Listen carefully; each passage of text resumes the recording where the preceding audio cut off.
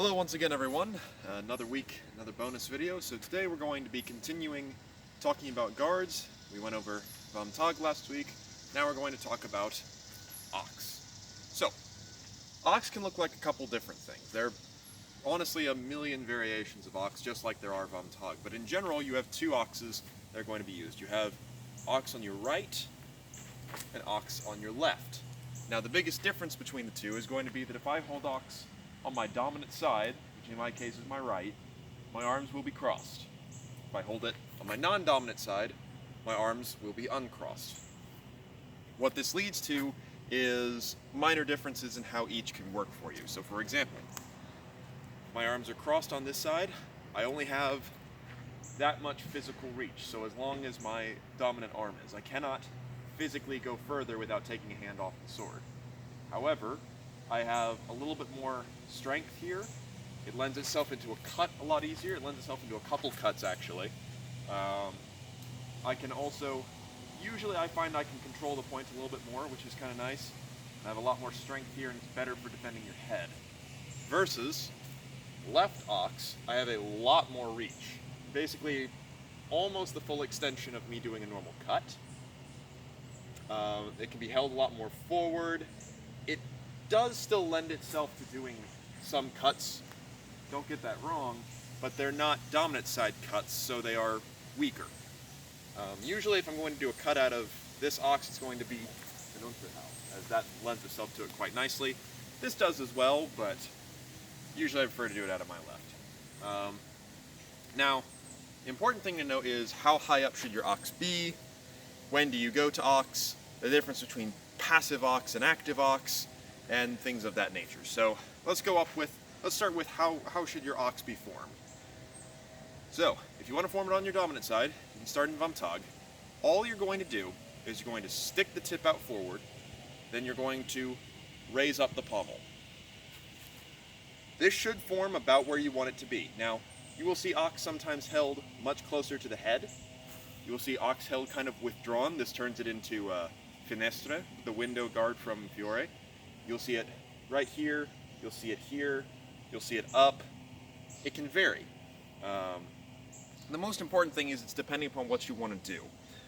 Usually, if I am in the process of forming Ochs, I am going to be a little more up, so my schilt is usually about like a hand's length, a little bit more away from my head, so rather extended.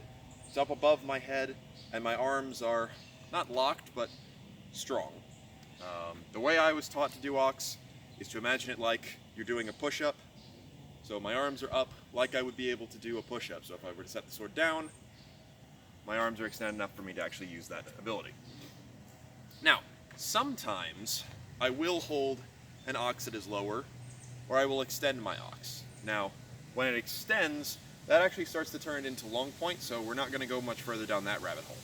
But a big thing to be aware of right Ochs, or dominant side Ochs, is that right now it's very easy to do. And for those of you that are following along, you're probably in similar clothing, so again, it's also quite easy to do. However, when you have forearm protection on, or heavy gloves, crossing your arms becomes a lot harder. So that is a thing to be aware of, is it may need to modify a little bit. It's not that you can't get around it, it's that personally, I made the choice to sacrifice some arm armor, so my arms are a little bit less overall protected, so that way I could cross my arms up better. That was a personal choice. I liked it, but I don't necessarily advocate that for everyone. So some of you may find you just can't get your arms that crossed. Doesn't mean you can't still do some of the things out of Ochs, just means that you're going to probably be using left Ochs a little bit more, or that your tip may be a little bit higher, which again, starts to resemble Finestra, so it's not the end of the world. Now, for left Ochs, this is the one you're going to see people holding more often. Again, to form left Ochs, you just extend and raise up the pommel. Now, left Ochs can be quite extended very easily. Big thing to be aware of when you're making left Ochs is where this arm is going. That arm is a really big target, and there's a lot of people that are very good at hitting it. The further out it is, the easier it is to nick this, and your only defense against it would be either to use distance or to try and drop your guard down. It's not a great option.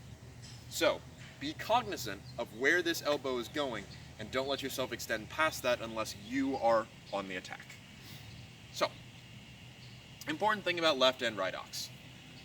In right ox, you want to make sure that your top quillion is going at a 45 degree out away from your head. Left ox, same idea. You don't want to be curling in.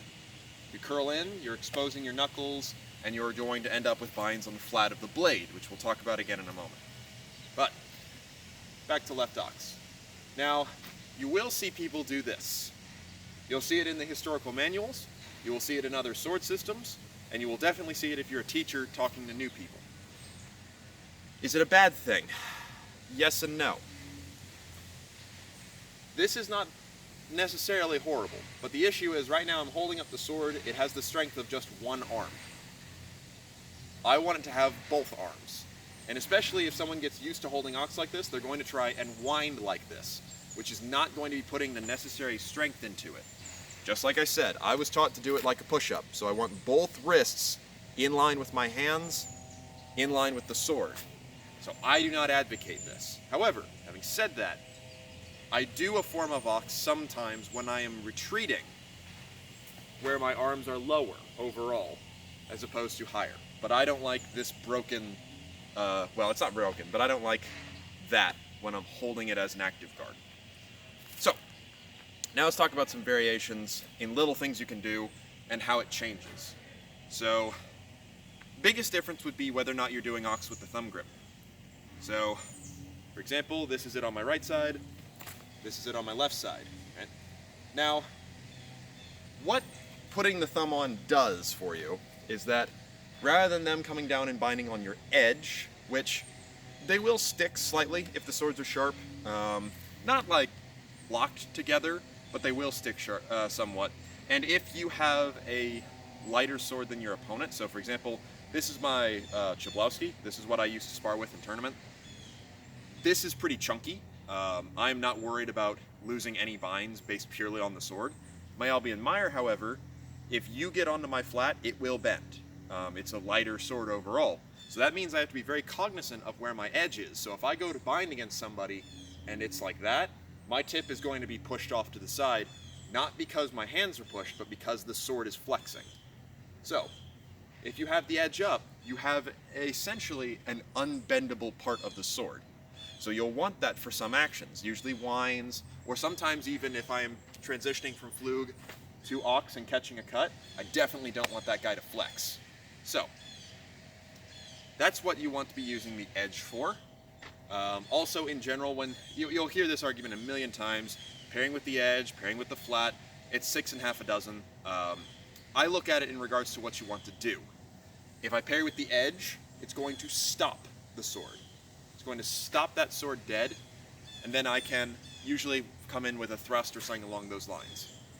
If I put my thumb on the blade, now anytime I hit something, it's going to be the flat, right?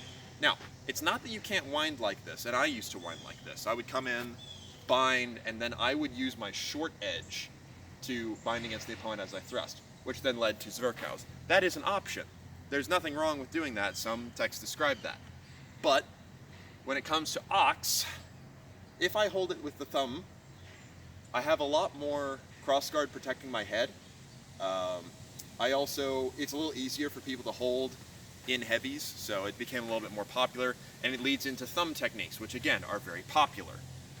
The biggest thing to remember is that if they hit the flat, it's going to hit and slide, either by flexing your sword or because now you're holding the sword in less of a strong way, it's going to push that tip down. What this can lead to is, if your plan is to take off, so I take ox, they cut at me, I go to parry, it slides down, I'm into all those wonderful thumb options, it's not a bad thing.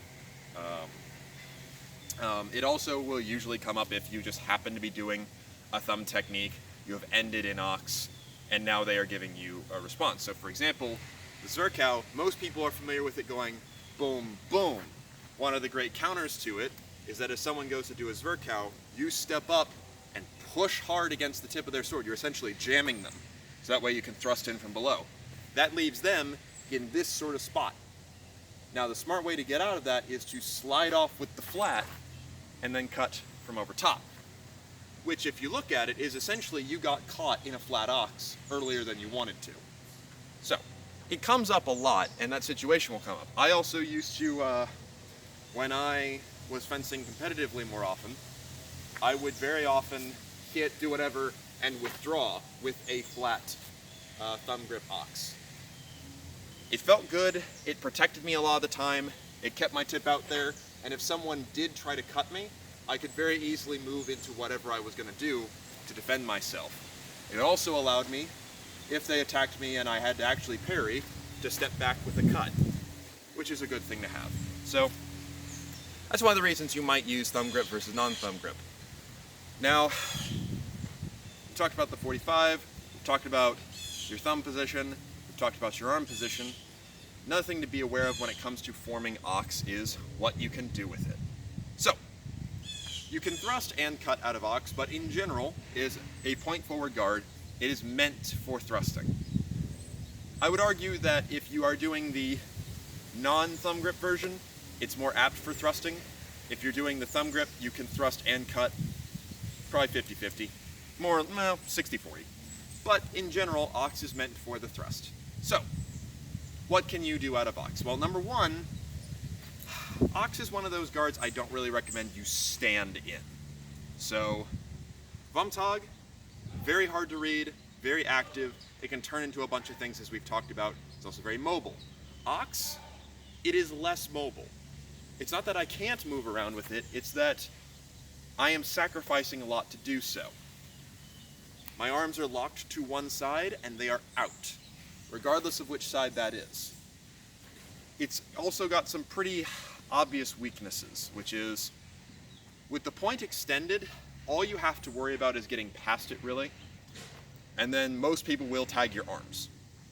So to mitigate that, I would recommend if you're going to take Ochs, take it either as a passive position, to buy yourself some time, some breathing room, maybe get a read on an opponent, or take it as a active, but it's usually as a secondary. So for example, I'm fighting my opponent. I want to come and get the measure of him. So I come up into distance and I take Ochs. If he does not immediately attack me, cool. If he does immediately attack me, because I came up against him, he only has the limited option of attacking whatever's open. Let's say he tries to hit here. Okay, no problem. Move it aside, transitioning into another Ochs, or if I don't think I can do that, step out with a bogan. Either way, fine. Let's say I move up and I've taken left Ochs instead. Well, if I'm fighting a right-handed person, their target usually is going to be try and get my arms. If they go for my arms, withdraw, then thrust. If they go for this, I'm going to need to step out to parry and then thrust. If they try to do something to come around to this side, again, same options, transition to right Ochs, thrust, or step out, bogan, cut. So all those are there. So you've usually got, you've got some decent options here, but let's say they don't take the initiative. So I step up with Ochs, and he hasn't attacked, and let's say he's in a right-handed guard, so righty on righty. Well, from here, depending upon what he does, I can either launch into an Obsetson, so that would be me transitioning from right Ochs to left, jamming his potential cut, and thrusting him in the chest. It's a very, very good technique. I love it a lot. You can do it from left to right, but it does not work as well. So, that'd be here, across, I'm good. Alternatively, I come up in distance, my opponent's doing nothing. I often will use an extension to get them to move at the tip of my sword, let that drop, and then follow up with a wrist cut. It's slower, but it's a pretty deceptive little guy. So I'm here, thrust, they go for the tip, allow it to come back, and you'll usually end up clacking them on the arm or maybe the shoulder. That's particularly good if you were a taller fencer. Now, if I come up in left Ochs, like I said, I like to do an Unterhau out of here, so I will thrust, or fake, or something along those lines, or sometimes I'll just step up. They'll look at that thrust, expecting it, then I come through with the Unterhau. Alternatively, at any point you're in an Ochs, you can switch to the thumb grip very easily and launch into a Zwerkow. So, you have options abound, they're just a little bit more specific. They're usually going to end up being high, with a few exceptions, and they're going to pretty much all end with you back in Ochs. There aren't many actions out of Ochs that end with you not in Ochs, with the exception being if you roll over for an Oberhau of some kind. That puts you down into Alber, but that's really it. I will say that Ochs is also a pretty good guard to chase people with, and I do have video of it actually, where I was in Von Tag and someone did a Geisling, so that's that one-handed whipping. I stepped back to avoid, came out into Ochs, pursued, continued to chase them with the point until I knew I was close enough, then came forward with a big cut. Because I'm presenting them a constant threat, I can really extend this guy out. It's a good guard to move in that regard. It's very quick on the linear chase, so that is another option for it. And we already talked about the fact that you can withdraw with it quite easily. So, it's basically you've got a shield on the top of your head. Now, a variation of it that I wanted to talk about that isn't discussed a whole lot, but looks like Ochs, is Hangenort, the hanging point. So, this is Ochs, this is Hangenort. Ochs, Hangenort. Sometimes you also see Hangenort done with the thumb on the blade. So what does the hanging point do? Well, the hanging point is used both in description and also in regards to action. So, for example, there will be times where you're winding up and you're told to drop into the hanging point. That's when you're thrusting down at them. So I've wound up against them, I go into the hanging point to actually launch the hit. So I'm not hitting them in Ochs, I'm hitting them in the hanging point. You also see sometimes where I'm dropping over their sword. So bind on bind right here, there's my opening, drop into the hanging point to thrust into a lower opening. If you do a mutieren, so the mutating, where I'm winding up and I go over someone's sword to again thrust in their middle, so their sword would be right here, that is me dropping into the hanging point. So it's really going for lower targets slash actually hitting while your hands remain high to defend yourself. However, you can use it offensively. So I pop into Ochs, and I usually like to do this one with the thumb grip, but I pop into Ochs and I drop into the hanging point, and what I'm going to do from here is using, it's very similar to the adder's tongue, which if you don't know what the adder's tongue is, it's basically this, or as a buddy of mine would definitely say, a coochie coochie coo, right? But basically same idea, it's just now we're high.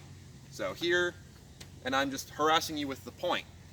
Now, at this point, your only options are to try and set me aside one way or the other, which is why I'm keeping it very light, very easy to move, and I'm mostly doing this with my backhand and a little bit of support with the thumb. You can do it without that, that's also quite easy, and it makes your sword a little bit thinner from their perspective, so that's nice. But, from here, if you commit to one side, I go to the other and I thrust. If you look like you're still a danger, I will transition to defend myself. But it's a very quick, very good thrust. If you're in the thumb grip as well, if you get caught, you have your Zwerk of any option you want. So I can Zwerk low, Zwerk middle, Zwerk high. So that's the Hangenort. It's used, again, in that probing sort of respect, or it's also used to complete your action. But otherwise, well, let's talk about Finestra real quick, actually, just because it needs a little more detail. So Finestra is a fun one. So the window guard of Finestra is here. And sometimes you'll see with the point more at them, sometimes the point will be slightly raised. It varies. But what I'm looking to do from here is basically Absetzen. So I've withdrawn my body. Again, I'm ready for the Volte Stable. In comes an attack, be it a cut or a thrust. I'm going to move with the sword and my Volte Stable across, setting aside whatever they're going to give me. And then I can either deliver the thrust low or move up into Finestra again. You also see sometimes Finestra used to withdraw or something along those lines, but really it's similar to Ochs, but a little, it doesn't quite have some of these same options because it's never held. Well, it's not that it's never held, but it's not really out and extended. It's withdrawn, so that way we have this chamber to it, which you can still do from here. It's just going to require, it's going to be a little bit more dangerous because you don't have the same time that has been bought through distance. One that is similar to Finestra and a little similar to Ochs then would also be schlussel. Now, schlussel is rather famous because of For Honor, so a lot of people have been seeing this guard thanks to that. You will see that a lot of people hold it this way. It is actually supposed to be your edges on your arm, I don't know why. He just said, Meyer just describes put the edge on your arm. There is no left schlussel, because that's not the purpose of it. So from here, I'm standing basically sideways, my arms are level with my chest, and my sword is held here. Now what can I do from here? It's the exact same thing. From schlussel, I have a very powerful thrust and a very quick extending thrust. The play that is, there are a couple plays, but the main one that people will be doing, and that my guys are more familiar with, is you extend out with the biggest thrust you can, passing forward at the same time. So you give them only one option. They must parry your point, because if they run away, I'm going to keep chasing them. When they parry that point, follow through with any wrist cut that you know. So it could be an ober, it could be an unter, it could be a mittel, it could be whatever you want to do. If they set you aside to the other side, somehow, again, wrist cut on the other side. So, can you use schlussel defensively? Yes, kind of. I mean, I have held this when I'm in armor and couldn't raise my arms up to full Ochs and was fighting against lighter arm people, so I was cutting. And I have taken this as just a general position, because if they cut at me, I could defend with my helmet, or alternatively, I could just raise the sword a little bit to protect myself. So you can use it, but I was also in armor, so it worked a lot better. Out of armor, it's a situational thing. Much like the more withdrawn guards, don't hold here. Instead, if you're going to do schlussel, step up, take it, go, is usually the best thing. But otherwise, that pretty much covers Ochs and Ochs-like guards. So next week we'll be moving down to Flug, and thank you very much for watching, and we'll go over some other techniques another time.